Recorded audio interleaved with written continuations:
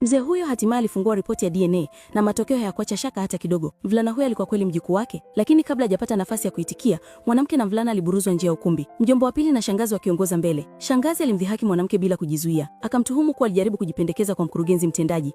Akadai hadhi ya mwanamke huyo haikustahili kwa karibu naye. Mwanamke alibaki mtulivu na akajibu kwa uthabiti. Alikiri kuwa CEO alikuwa kipekee, lakini hakuwahi kupanga kumtegemea. Kisha akauliza swali la msingi: kwa nini walikuwa na hamu kubwa kiasi hicho ya kumfukuza, isipokuwa walikuwa wakificha jambo fulani, isipokuwa waliogopa mvulana huyo kuwa mrithi na mpango wao wa kutoa kampuni ungeporomoka? Mjomba wa pili na shangazi waliganda papo hapo. Mwanamke aligeuka na kuambua kuondoka, lakini CEO alimfuata. Shangazi kwa hofu akakimbilia kumzuia. CEO alimsukuma kimbeni bila kusita, akaamuru malipo yakabidhiwe, lakini mvulana alitikisa kichwa, akasema jukumu hilo lilikuwa limeshindwa. Utambulisho wao ulikuwa umefichuka, hivyo fedha hizo hazikuwa zao. Mwanamke alikubaliana naye na akamrudishia CEO malipo hayo, kisha akamchukua mvulana na kuondoka. Ndipo ndoto mbaya iliporudi. Baba na kaka wa mwanamke waliingia kwa nguvu, wakampiga bila onyo, hatimaye walikuwa wamempata. Walidai pesa maana moja, wakamshikilia bila kumwacha ili kumlazimisha. Baba alimkamata mvulana, CEO akakimbilia kuwazuia, lakini mjomba wa pili na shangazi wakamzuia tena, wakamwonya mbali na matatizo. Ndipo mzee huyu alipotokea kwa hasira, akapaza sauti ili wote wasikie kwamba hakuna mtu atakayemgusa mjukuu wake. Mvulana akamlilia babu yake,